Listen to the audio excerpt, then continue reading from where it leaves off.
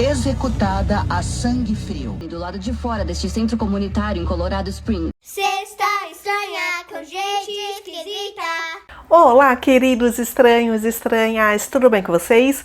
Sejam muito bem-vindos aqui ao canal onde eu conto casos estranhos, reais e criminais algumas vezes por semana. Essa história aí me deixou tensa durante o tempo todo do roteiro. E para acalmar essa tensão, deixa eu falar de coisas boas para vocês. Tenho novidade da Insider. Sabemos que novembro é mês de Black Friday, aquele mês que temos as maiores e melhores ofertas. Só que a Insider, safadinha, resolveu antecipar. Então agora, a partir de hoje, no dia 20 de outubro, temos várias promoções no site. E você utilizando o meu cupom RORI, que garante 12% de desconto, juntando com as várias ofertas do site, você pode chegar até 50%. Gente, vocês têm noção do que é isso? É por tempo limitado, só sei que hoje é o primeiro dia dessa promoção. Já tô falando aí no primeiro dia para você não perder nenhuma oferta. Como vocês sabem, eu fico de Insider aqui o tempo todo em casa. Acordei cedo hoje, já levei a Raven para passear, agora ela tá aqui tomando o solzinho dela. Hoje eu estou com a Tech T-shirt com todas as qualidades que ela tem, só que em gola V, gente. Eu amo gola em V, acho que dá uma afinada no nosso corpo. E aí, claro que, ó, ela é super confortável. Estou aqui com o top da Insider, porque eu espero ainda hoje fazer academia. Então a gente saiu para passear e ainda quero com esse mesmo traje, porque eu estou com a legging também, que é super confortável, e eu uso aquele bolso lateral enorme que ele tem. Além de colocar meu celular, eu uso para colocar a sacolinha, caso o cachorrinho queira fazer suas necessidades na rua, né? Então, gente, é perfeita. Vou deixar um link aqui no comentário fixado, você clicando direto nele, já entra o cupom automático, e aí o que você tem que fazer é escolher aquela peça que você está namorando.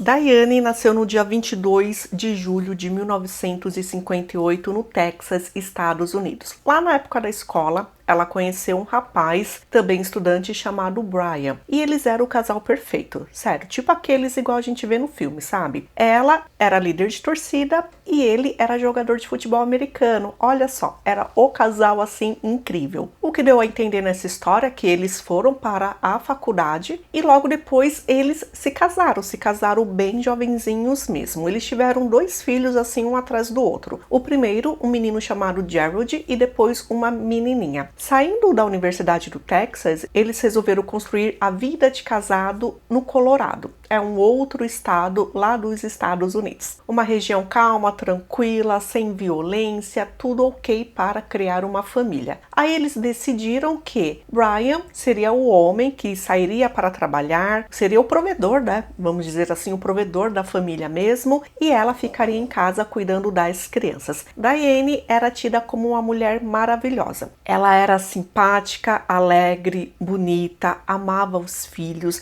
daquela mãe mesmo ativa que estava sempre na escola, sempre ajudando no que os filhos precisavam. Ela cuidava da casa e ela também cuidava dos filhos assim como forma de estar presente. Então ela não era aquela mãe rígida. Ela sentava com os filhos, brincava, ia no parque, ela gostava de estar sempre presente. Diane era o tipo de pessoa que passava confiança e uma amizade verdadeira. Brian, o marido, era aquele cara carismático que quando ele falava, todo mundo parava para escutá-lo. Talvez por ele ser alto também. Eu acho que teve um local que falou que ele tem ou 1,83 m ou 1,93 m de altura, por ele ter sido jogador de futebol americano, né? Na época da escola e também acho que na época da faculdade. Ele sempre foi musculoso, bem cuidado, cabelo bem penteado. Ele era tido como um homem bonito. Claro que isso foi, né, minha gente, que quando 1980, 1990. Então, hoje, se a gente visse esse cara por aí, talvez não fosse o nosso padrão de beleza. Mas naquela época era. E era um casal muito fofo, muito bonito juntos. Diane começou a frequentar a igreja, eles eram cristãos, se tornou parte da comunidade. É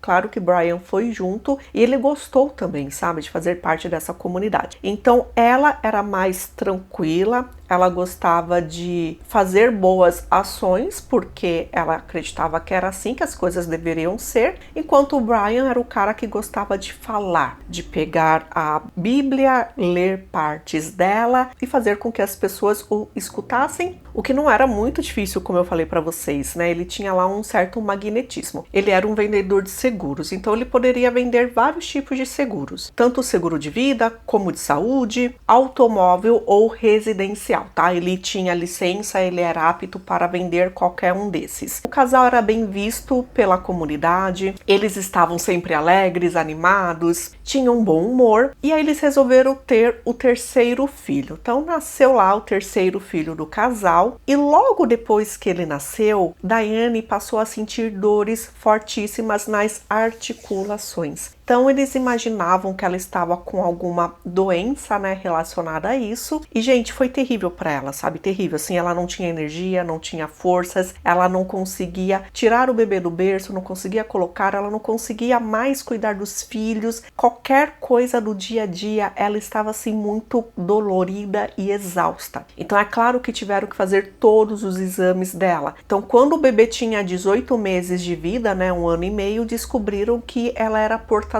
de lúpus. Lúpus é uma doença autoimune, ou seja, ela entende que o nosso próprio organismo é um vilão, é algo que o sistema tem que combater. E o organismo reage contra os órgãos. Então, olha só que perigo isso. Então, o seu próprio organismo está atacando os seus órgãos, achando que eles são uma doença, quando na verdade não é nada disso. Então, por isso que ela sentia dores. E dependendo do tipo de lúpus, claro que a pessoa pode ir a óbito. Então, para esse tratamento, depende muito do médico, né? Mais para diminuir as dores e as inflamações e fazer com que o organismo pare de atacar os órgãos. Então, por isso são utilizadas muitas substâncias diferentes. E por causa da doença de Diane, é claro que ela precisava de muita ajuda em casa. Ela não fazia porque ela não queria, ela fazia porque ela não tinha forças. Então, imagina quanto que ela ficou frustrada, principalmente não poder dar atenção para os filhos, para sentar, para brincar, para conversar, para dar um abraço, o que é que fosse, gente. Que triste, né? Em contrapartida, Brian ficou sobrecarregado, porque depois de um dia de trabalho, ele que chegava em casa, dava banho nas crianças, dava comida, colocava elas para dormir, porque Diane não conseguia fazer isso. Então, sim, tava difícil para ele também. Além do relacionamento do casal, né? Ela não poderia ser mais tocada, então relações íntimas foram diminuindo, então provavelmente já não existia mais. Ele chegou sim a comentar com algumas pessoas que o fato dela estar doente mudou o relacionamento deles como casal, e as pessoas de fora também enxergavam isso. Então, nesse momento da história, ela estava com 32 anos de idade. O que disseram também é que Brian passou a reclamar do corpo da esposa. Ela sempre foi magra, ela era altiva, ela tinha vontade de fazer as coisas. Isso mudou totalmente por causa dos usos do medicamento. Então, alguns efeitos colaterais era fazer com que a pessoa, vamos dizer assim, inchasse, né? Retesse líquido. E era nítida em algumas fotos o quanto que o corpo dela mudou. E não é só você ir para academia e fazer esforço para emagrecer. Lembre que ela morria de dor, gente, uma pessoa dessa na academia, né? Porque o marido queria que ela fosse para academia. Então imagina uma pessoa dessa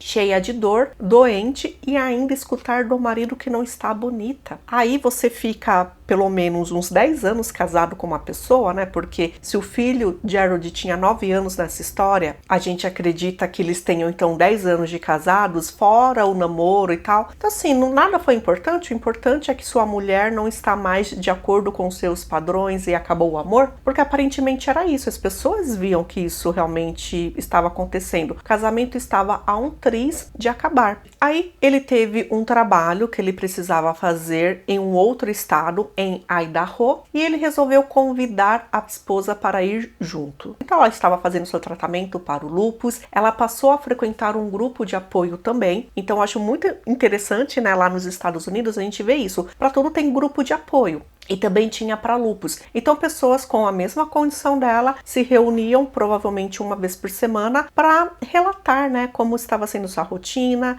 o que acontece com você pode ajudar a outra pessoa. Então era um bate-papo mesmo, até para, gente, alguém está me escutando e entende porque sente mais ou menos as mesmas dores. Então, nossa, isso eu acho muito legal. ela passou a frequentar esses grupos. Então, quando ele foi viajar para Idaho, ele convidou a esposa para ir junto. E, gente, eles voltaram super bem. Pareceu que nessa viagem, somente os dois, eles puderam se reconectar. E também parecia que o lúpus dela tinha dado uma certa melhorada, ela estava com menos dores. Então, o casamento estava ok, estava bem, estava ótimo. Uma amiga dela viu o quanto o relacionamento mudou novamente e também, claro, estava super feliz com a mudança no humor da amiga. Aí é onde a gente chega em setembro de 1990. Lembra que eu falei para vocês que ela ia para esse grupo de apoio? No dia 12, era por volta de 7 horas da noite, ela foi. O local do encontro era no local fechado, porém ficava numa região de parque. Tinha acabado já a reunião por volta de 8h30 da noite e ela estava saindo com uma colega chamada Karen. As duas estavam indo para o estacionamento.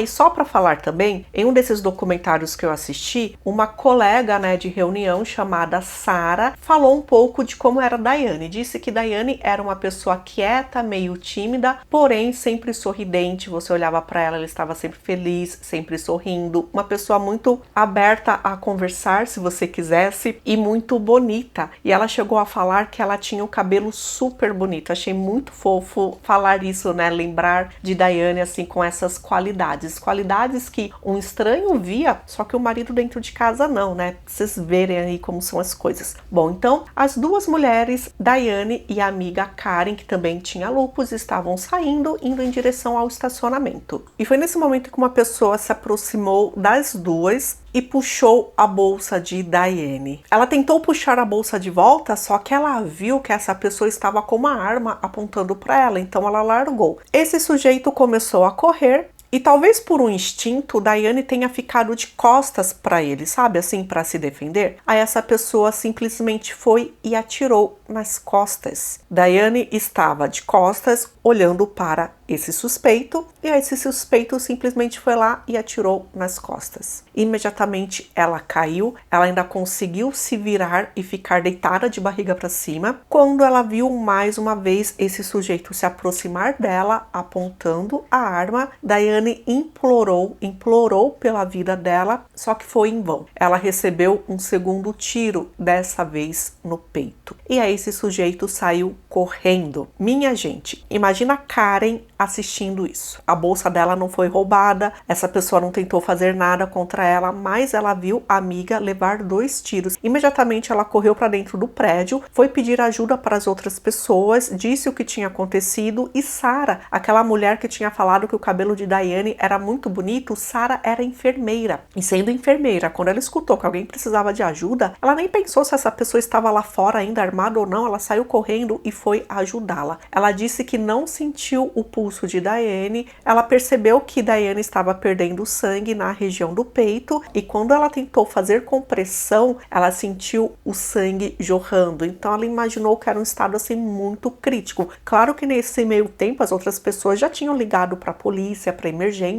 e chegaram rápido, sabe? Ainda bem chegaram rápido. Os paramédicos tomaram o local de Sarah, pegaram Diane e levaram para o hospital. Mas Sarah já tinha entendido que ela tinha perdido a vida. E realmente, sabe, chegando no hospital, ela foi declarada sem vida. O marido recebeu essa notícia, ficou arrasado. Eles tinham acabado de voltar a ter um bom relacionamento, sabe? Então, para ele, assim, foi um choque, foi muito duro. Ele foi até o quarto do filho, do Gerald, que tinha 9 anos de idade, e deu a notícia que a mãe tinha levado um tiro. E Gerald lembra que quando o pai entrou no quarto, ele estava chorando desesperado, estava assim, de uma forma que ele nunca viu. Ele admirava demais o pai dele, sabe? O pai dele era o homem exemplo, o homem que ele queria ser. E ver o pai daquela forma acabou com ele. E ele entendeu que ele tinha perdido a mãe. Como assim? Alguém tinha feito isso com a mãe dele. E rapidamente também, o que aconteceu com a família dele se tornou notícia de toda a região. Como era um local calmo, tranquilo, isso basicamente não acontecia. Então as redes de TV e os jornais ficaram sempre noticiando isso. Acabou a paz dessa família. 2 detetives ficaram a cargo de descobrir o que aconteceu com Diane.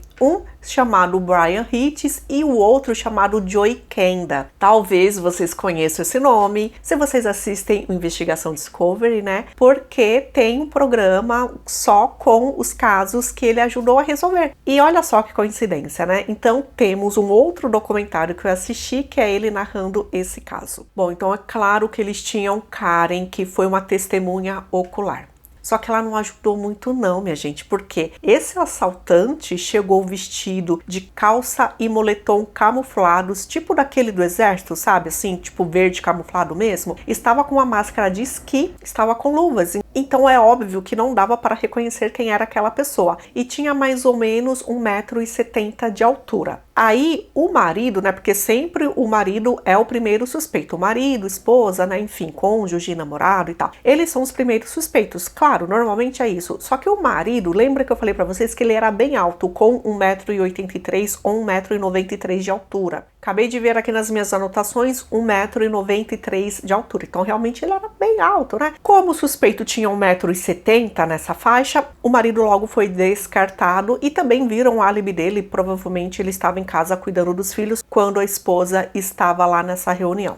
Aí era complicado, né? Não tinha muito o que fazer. Então, para ajudar na investigação, pegaram um cão farejador e ele realmente começou a seguir um rastro, sabe? O cachorro foi até um beco. Nesse beco tinha uma lixeira. Gente, olha só, quando os policiais abriram essa lixeira, tava tudo lá, tudo que esse suspeito usou. A calça e o moletom de exército, a máscara de esqui, as luvas pretas, estava tudo lá. E metros depois desse local, encontraram a bolsa de Diane. Ela estava jogada, não faltava nada dentro. Tava a carteira, o dinheiro, identidade, tudo. Então, como que você vai assaltar uma pessoa para levar a bolsa e você deixa a bolsa ali, sabe? Ficou claro para os detetives que o motivo do assalto não foi levar a bolsa, foi executar, porque realmente foi isso que aconteceu com Diane. Essa pessoa estava em cima dela enquanto ela estava deitada, sem conseguir se mexer, implorando pela vida, e simplesmente a pessoa foi lá e atirou, deu o segundo tiro. Quando já estava com a bolsa dela, então não tinha essa necessidade. Ficou claro para a polícia que era algo pessoal. Mas como será algo pessoal para uma mulher que não tinha nenhuma multa de trânsito, minha gente? Ela seguia a lei corretamente, ela não tinha inimigos, ela era uma dona de casa, uma esposa dedicada, uma mãe, então nem se fala. Mas alguém aí queria vê-la sem vida e foi o que aconteceu. O cachorrinho farejando, ele foi andando e ele chegou numa rua assim e parou. Tipo, ele perdeu o faro,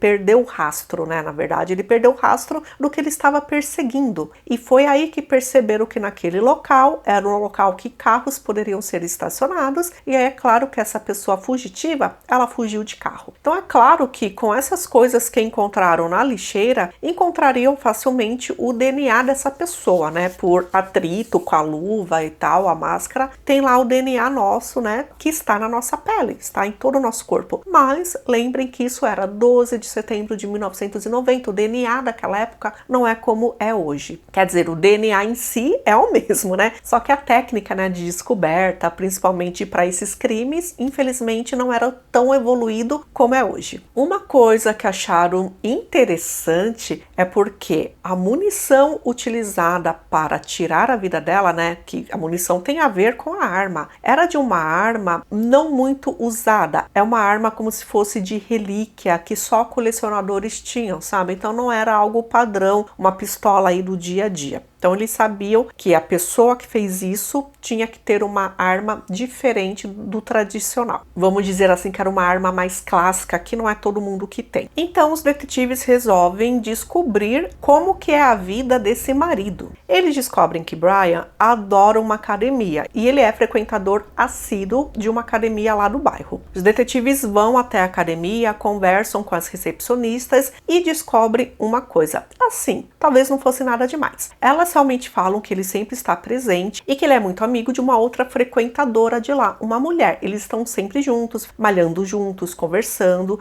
Não sabem o nome dela, porém é uma mulher que trabalha numa floricultura que tem ali perto. Ela trabalha meio período lá. Chegando até essa floricultura, ela não estava naquele momento trabalhando, porém o chefe dela, né, o dono ali da floricultura, disse que é uma mulher que ele conhece há muito tempo, porque ele é muito amigo do marido dessa mulher. O marido se chama Benjamin Reale, e ele é do exército dos Estados Unidos. Ele tem até uma patente aí considerada alta. E aí, dependendo do documentário, a gente tem duas versões diferentes. A versão do documentário do detetive Joey Kenda diz que o dono do local falou que é um casal muito legal, Benjamin e a esposa dele chamada Jennifer, que ele conhece os dois da igreja e ele também tem afinidades com Benjamin porque ele é um colecionador de armas antigas clássicas. Aí eles ficaram, esse cara tem armas clássicas. E outra coisa interessante também, ele é do exército. Lembrem que esse sujeito que atirou em Diane estava com roupas do exército. Então, sabe, as coisas estavam se juntando. E aí, no outro documentário, que é o Vale dos Malditos, o detetive diz que esse dono da loja, ele viu atrás da loja Jennifer beijando um cara, e aparentemente esse cara é Brian Hood. Eu sinceramente não sei se acredito nessa versão, porque se ele, um homem casado, ela uma mulher casada, eles não iam estar se beijando assim na rua, na frente de todo mundo, né? Por mais que achassem que era escondido. Talvez eu acredite mais na versão do Joey Kenda, mas talvez usar essa versão aí para ficar mais rápido e contar os fatos, porque era um documentário que não estava tão fixo na investigação como que foi o caso do Joey Kenda. Então vamos acreditar que eles começaram a suspeitar do marido, que talvez ele soubesse dessa amizade forte, porém platônica lá do casal, e talvez com ciúmes da esposa, resolveu se vingar da esposa do outro. Talvez fosse isso, era isso que eles estavam acreditando. Gente, uma coisa também interessante é que quando eles encontraram aquelas peças no lixo, na máscara, eles encontraram um fio de cabelo, que era um fio de cabelo de cor castanha. Então, os detetives foram atrás dessa pessoa do exército, né, do Benjamin. Ele foi interrogado e eles falaram que Benjamin tinha um tom autoritário, sabe? Ele era arrogante. E quando questionaram da morte de Diane, ele disse que não conhecia a mulher, não conhecia o marido dela, então não tem nada a ver com essa história. Quando questionado se ele tinha uma arma de certo padrão lá, ele disse que tinha sim, só que ele não era obrigado a entregar para eles. Porém, os investigadores foram mais rígidos e talvez até ameaçaram falar lá com quem é acima dele. Aí ele falou, não, tudo bem, eu tenho uma arma, vou entregar aqui essa arma para vocês. Só que essa arma que ele entregou estava nitidamente limpa, tava até com cheiro assim de um produto que se usa para limpar armas, sabe? Então não tinha digital nenhuma. E questionaram, pô, essa arma limpa assim, por que você tá me entregando uma arma assim? Aí é onde a gente descobre o seguinte. Ele disse que é casado com essa mulher chamada Jennifer, então eles deram um tempo. Ele disse que há pouco tempo atrás ele viajou a trabalho, ele ficou um tempo fora do país e ele trabalhava muito fora, tá, gente? Ele ficava muito ausente de casa. Quando ele voltou, ele e a esposa tiveram uma conversa e foi tipo um basta. Aí ele saiu de casa, estava morando em qualquer lugar aí, né, que não era em casa, e a mulher perguntou se poderia ficar com a arma, porque já que ela não teria um marido,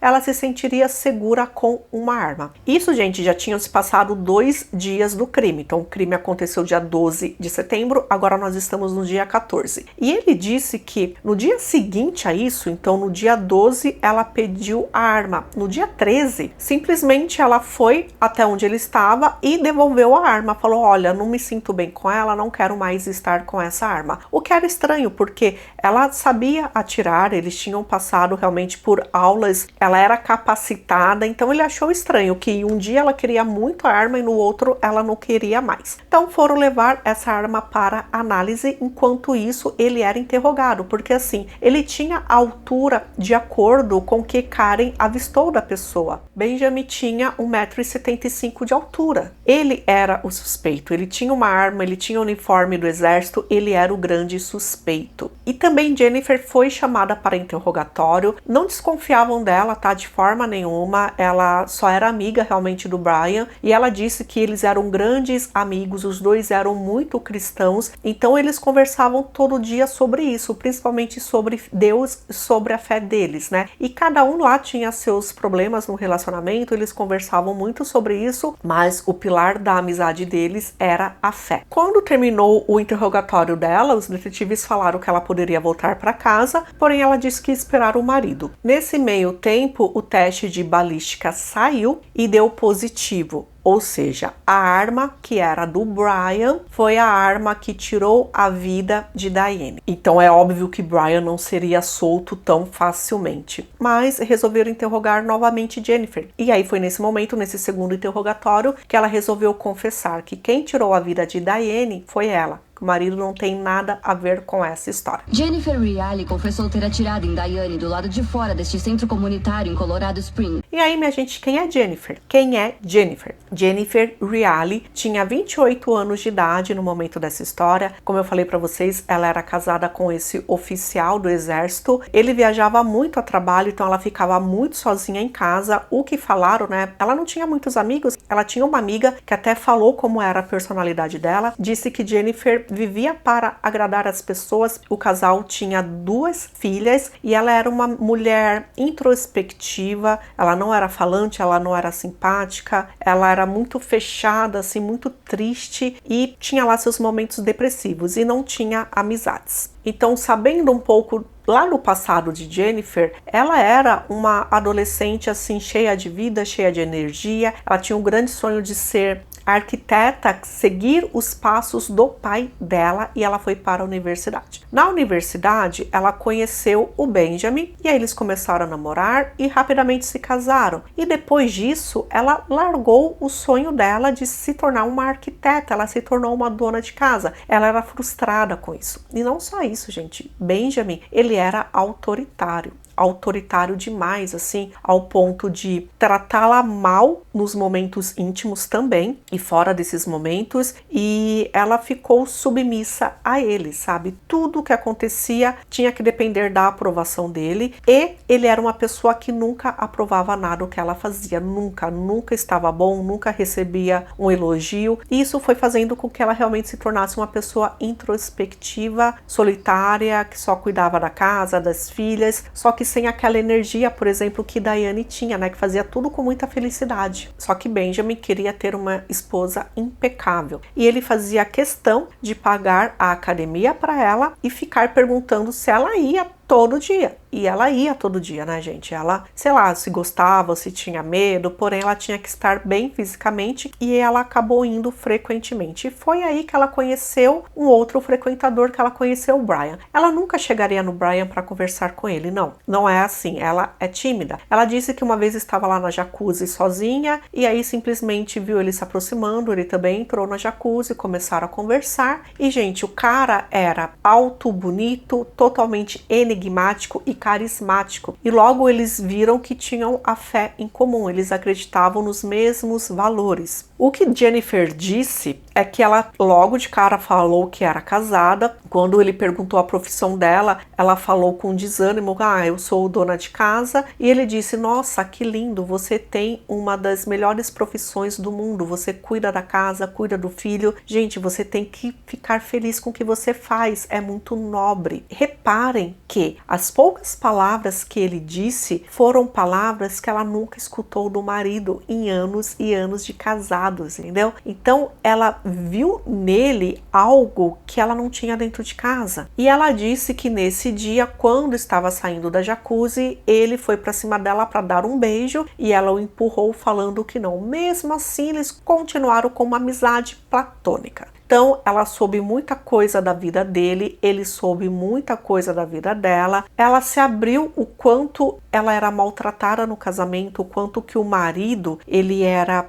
controlador demais e ele era abusivo e finalmente era alguém que ela conseguiu se abrir, sabe, a esse ponto. Ela tinha um amigo a esse ponto. E ele falava do quanto que a esposa sofria com lupus, o quanto ela sofria e o quanto ela estava prestes a morrer. Brian era o homem que lia a Bíblia e aí mudava tudo que estava lá, sabe? Ele traduzia, né, ou interpretava da forma que ficasse melhor para ele. Então eles começaram a ter um caso extraconjugal. Normalmente essas relações eles tinham na casa dela, porque o marido trabalhava muito fora do estado, ficava semanas fora. Então os encontros normalmente eram lá e ela ficou simplesmente perdida por ele. Eu estava apaixonada pelo Brian e ele me disse que também estava por mim. Ela disse que a primeira vez que eles tiveram relação íntima, ele foi na casa dela para vender seguros e aí ela estava lá na lavanderia fazendo aquelas coisas de dona de casa, lavando roupa e tal, e foi lá na lavanderia que eles tiveram essa relação. E depois que terminou o ato, ele simplesmente virou para ela e disse: agora nós somos um só. Deus nos uniu e nós vamos ficar juntos. E a partir daí ele se arrumou e saiu e deixou ela lá toda ofegante. E gente, ele começou a falar com ela sempre, isso na academia, isso nos encontros, isso por telefone, dizendo que olha essa parte aqui da Bíblia, olha o que isso diz. Ele estava fazendo uma lavagem cerebral, então ou a gente pode tratar como se fosse uma lavagem cerebral, ou eu achei interessante a amiga, né, a única amiga que Jennifer tinha anos e anos depois, né, recentemente, no documentário ela diz que parecia que o que o Brian fazia era prepará-la. Da mesma forma que os pedófilos fazem com crianças e adolescentes, ele estava fazendo isso com uma mulher de 28 anos. Porém, ele percebeu que ela era vulnerável, que ela não era valorizada e que ela queria agradar as pessoas. Então ela fazia tudo para agradar o marido e agora tudo para agradar o amante. Nessas conversas, tá, isso aí segundo a própria Jennifer, ele deixou claro que a esposa deveria ser eliminada. O que ele dizia para ela é porque a esposa já ia morrer. E Deus tinha enviado Jennifer para ele porque Jennifer seria a salvadora. Aí ele começava a falar: quando não existir mais minha esposa, seremos nós dois. Nós seremos um casal com nossos filhos. Olha que família linda nós seremos. Ele falava exatamente isso sobre ela. Você é um soldado. Deus te criou para essa missão. Ela estava totalmente apaixonada por ele. Faria tudo o que ele quisesse. E não é como se ela não pensasse que era errado. Ela falou pra ele, ela falou: gente, mas tirar a vida de alguém é um pecado. Como assim? Como Deus vai nos perdoar? E ele, fazendo a lavagem cerebral para ela, disse o seguinte, que pecado é igual a outro pecado. Eles estão fornicando, que é um pecado, certo? Só que fornicar não é apenas uma vez. Matar é apenas uma vez. Gente, que doideira, né? Não acreditem nisso, o cara é perturbado. Então, se ela fizesse isso com a esposa dele, seria somente uma vez. Aí eles poderiam se casar e aí não seria uma fornicação mais, né? E tem uma outra coisa, lembra que eu falei pra vocês que ele era vendedor de seguros. Então ele sabia lá de umas coisas que hoje a gente sabe porque a gente assiste muitos casos criminais. Mas assim, dependendo do seguro de vida, tem uns brindes a mais, tem uns plus. E o que ele vendia para ela é que a esposa estava sofrendo muito, que ela iria morrer, só que sofrendo, sabe? Jennifer poderia impedir esse fim trágico, né? Então, já que ela tivesse que partisse o mais rápido possível. Simplesmente o marido fez um seguro de vida para a esposa e aí há relatos de conhecidos do casal que falavam que eles estavam passando por uma situação financeira difícil e, claro, ele era o beneficiário desse seguro de vida. Se ela perdesse a vida, ele receberia o valor de $100 mil, porém, se ela perdesse a vida através de um crime, um assalto que deu errado, esse valor dobraria para $200 mil. E o que ele disse para Jennifer é que esse seria o dinheiro para eles começarem a vida juntos. Seria o pé de meia deles. Em alguma das conversas que eles tinham, ele disse para ela que Diane até pensava em tirar a própria vida por causa das dores que ela sentia, do sofrimento. Só que aí ela sabia que se ela fizesse isso, o marido não receberia o seguro de vida. E o seguro de vida, eles não poderiam também simular como se ela tivesse feito isso contra ela mesma, porque senão não iam receber o seguro de vida, entendeu? Então se a pessoa, né, faz isso com ela mesma, não tem direito ao seguro de vida. Senão já imagina a doideira que isso seria. Foi descoberto que eles tinham um relacionamento íntimo extraconjugal já há 8 meses, tá? Então não foi algo rápido, não. Então foi esse tempo todo fazendo a cabeça dela. Chegou um determinado momento que ele tinha ido numa loja de conveniência com a esposa 3 vezes e eles já tinham combinado que Jennifer entraria, simularia um assalto e machucaria a esposa. As 3 vezes ela deu para trás. E quando eles estavam falando sobre tirar a vida dela depois da reunião, exatamente naquele 12 de setembro, eles estavam dentro do carro dela, na rua, estavam conversando, e ela disse que ela não queria fazer isso, que ela não se sentia bem fazendo isso, e ele simplesmente explodiu, sabe? Ele foi grosso, falou alto, falou um monte de coisa, e ela disse, tá bom, eu vou tentar. Na cabeça dela, se Deus não quisesse, isso não iria acontecer. Então, algo iria acontecer, o carro dela iria quebrar, Diane não ia aquele dia, alguma coisa iria acontecer que ela não ficaria de cara a cara com ela. E ela deixou bem claro que Brian disse, você precisa eliminá-la mesmo que tenha que dar 2 tiros. Por isso que ela teve que voltar para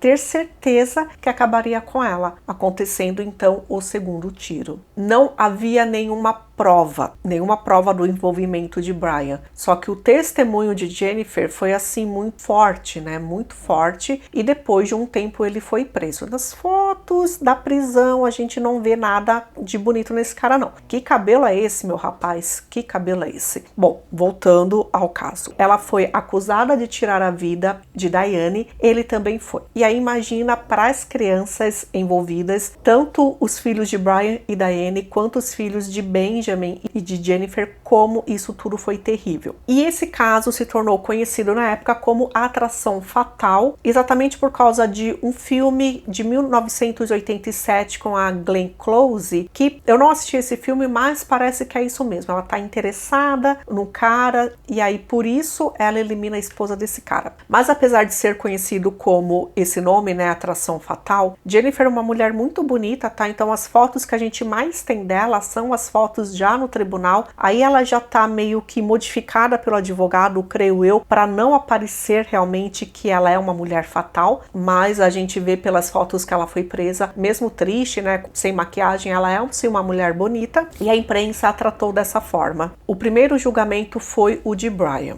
A promotoria sabia que a única forma de ganharem a causa é se a principal testemunha fosse Jennifer. Então eles fizeram um acordo com ela, dizendo que no julgamento dela, nada do que foi dito no julgamento dele poderia ser utilizado no dela. Então ela aceitou. Bom, durante o julgamento de Brian, tudo isso é exposto, o caso extraconjugal, como ela foi manipulada por ele. E aí é o que eu falo pra vocês, né? A gente verifica uma Jennifer toda arrumadinha, como se fosse uma professora de escola. Ela não está aquela morena fatal, talvez ela fosse no dia a dia dela, né? As roupas são de acordo com o tribunal, que a gente sabe que é isso que acontece. Bom, foi descoberto durante esse julgamento que assim que ela tirou a vida de Diane, ela ligou para a casa dele, ela fez o telefone tocar 2 vezes e encerrou a ligação. Dessa forma, ele saberia que o trabalho tinha sido feito. E será que só o depoimento dela faria com que esse homem fosse considerado culpado? Não. E a gente descobre outras pessoas que falaram o quanto Brian odiava a esposa e falava isso para todo mundo. Ele teve muitos amigos de bares e ele teve outras amantes também. Jennifer não era a única amante. Muitas vezes nos bares ele falava que odiava a esposa, que só tinha se casado com ela porque ela estava grávida, e deixou bem claro do quanto estava insatisfeito recentemente com o casamento, né? Isso com a descoberta do lúpus e isso que ela estava mudando fisicamente. Falando sobre lúpus, tá? Apesar dele ter falado para Jennifer que o lúpus da esposa era gravíssimo, que ela iria morrer de qualquer jeito e tal, o médico, que era o médico de Diane, foi até o tribunal deixando bem claro que Diane estava em remissão. O lúpus dela estava em remissão e ela não tinha mais dores como tinha antes, e ela poderia ter uma vida normal a partir dali. Viveria anos e anos e anos. Só que não era isso aparentemente que Brian queria. Então, conversando com a amante, com até esses amigos do bar, ele falava que precisava de alguém que puxasse o gatilho, porque ele não poderia fazer isso, mas ele precisava que alguém fosse. Então ele tentou manipular a outra amante, tentou manipular os amigos do bar, ninguém caiu. ninguém caiu. Só que ele encontrou uma Jennifer que nunca escutou um elogio do marido, uma Jennifer vulnerável que caiu na dele. E através da fé que ele usava, fez uma lavagem cerebral e ela fez o que fez. Nesse julgamento, muitas pessoas ficaram chateadas porque assim, ele não foi considerado culpado de ter tirado a vida dela, porém ele foi culpado de conspiração para assassinato e ele recebeu como pena 37 anos de prisão, com direito a pedir liberdade condicional em algum momento aí depois disso. Gerald, o filho, disse que perdeu tudo, né? Porque perdeu a mãe, perdeu o pai, perdeu os amigos, ele teve que se mudar, não ficou claro quem cuidou dele, quem criou ele, só que ele perdeu toda a estrutura que ele conhecia. Da mesma forma que ele acredita que as filhas de Jennifer também passaram por isso. Então, ele entende que essas crianças, né, que eram crianças na época, tiveram o mesmo sofrimento. O que foi dito sobre esse cara, sobre Brian, é que na cadeia ele era um tirano. Assim, não deram detalhes, mas falaram que ele era um tirano e ele foi encontrado, se eu não me engano, com drogas, sabe? Fazendo parte de tráfico de drogas dentro da cadeia e por causa disso ele recebeu mais 15 meses de prisão. Então, depois de cumprir a pena dele, ele teria ainda esses 15 meses aí. Era um cara que arrumava confusão, ficava muito tempo na solitária, não tinha bom comportamento. Era quem ele era fora da prisão, ele era lá dentro também. Era isso. Então a sentença dele saiu no dia 23 de dezembro de 1991. Em 1992 foi o julgamento da Jennifer. E aí ela tá muito mais diferente. Se no julgamento do Brian ela tava diferente, agora então ela está com o cabelo curtinho, sabe? Assim, nada chamativa, com óculos enorme, querendo mostrar a boa moça que era. Aí a gente sabe que é advogado que, né, impõe essas coisas. Antes do julgamento, tentaram alegar insanidade, ou alegaram do QI dela baixo, sabe? Um monte de coisa, mas sim, ela estava apta a ir ao julgamento e foi considerada culpada e recebeu como pena a prisão perpétua sem direito à liberdade condicional. Esse, gente, foi um caso muito conhecido, é um dos casos mais conhecidos lá do Colorado, mais comentado, principalmente naquela década de 90, né? Tem livros sobre esse caso, enfim. Em 1992, ela recebeu a sentença dela. Em 2011,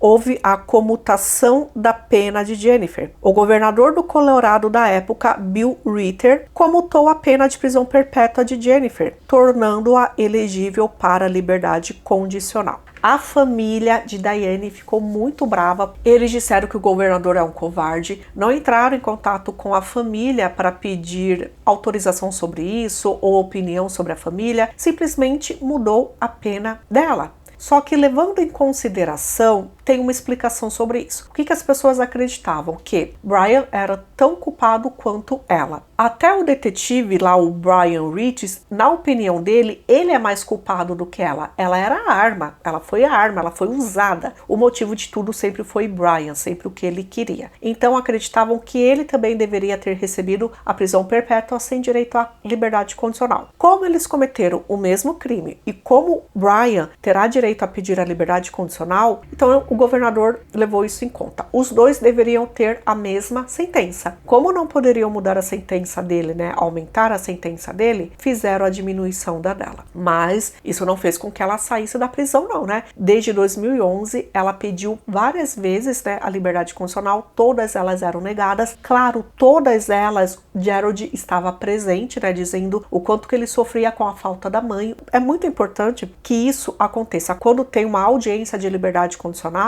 a família tem que saber disso, a família da vítima, para estar lá presente e dizer ao juiz porque essa pessoa não deve ser solta. Em contrapartida, o que falo é que Jennifer sempre se arrependeu do que fez, sempre. Antes de ser presa, ela conversou com o pai, com a mãe, e ela falou o que tinha feito. Então, de qualquer forma, ela disse que ia se entregar. Ela não acreditou que ela foi capaz de fazer isso. E ela fez isso. Ela tirou a vida de uma mulher doce, bondosa, deixou os filhos sem mãe. Tem uma ex-detetive do FBI, que vocês já devem ter visto ela em vários documentários, chamada Candice DeLong. Mais de 20 anos depois, eu não lembro quando saiu esse documentário, tá, gente? Mas ela entrevistou uma Jennifer na faixa dos 50 anos, e o que a gente percebe é que Jennifer disse que ela sempre foi essa mulher dependente dos homens. Ela disse que o primeiro encontro que ela teve na vida dela, sabe, quando ela era adolescente, lá na escola, ela foi abusada intimamente. O cara simplesmente forçou ela no primeiro encontro e para ela aquilo era normal, não foi um abuso. Tanto que ela ficou 1 ano ainda namorando esse cara. E ela abandonou os sonhos dela de ser arquiteta para obedecer o que Benjamin queria, que era uma mulher dona de casa, que não podia sair, sabe? Então ela tinha esse padrão. E ela percebeu lá na prisão que ela tinha esse padrão, tanto que o amante dela se tornou pior que o marido e ela fez o que fez, que foi algo terrível, que foi tirar a vida de uma outra pessoa. E aí, nesse documentário, ela cita o quanto ela ficou apaixonada pelo cara, pelo Brian. O primeiro relacionamento deles, físico, Brian foi até lá, colocou ela em cima da máquina de lavar roupas, que ela estava na lavanderia, e foi ali, entendeu? Foi algo que ela nunca sentiu na vida. Até a Candice, nessa parte, ela fica sem graça, né? Porque,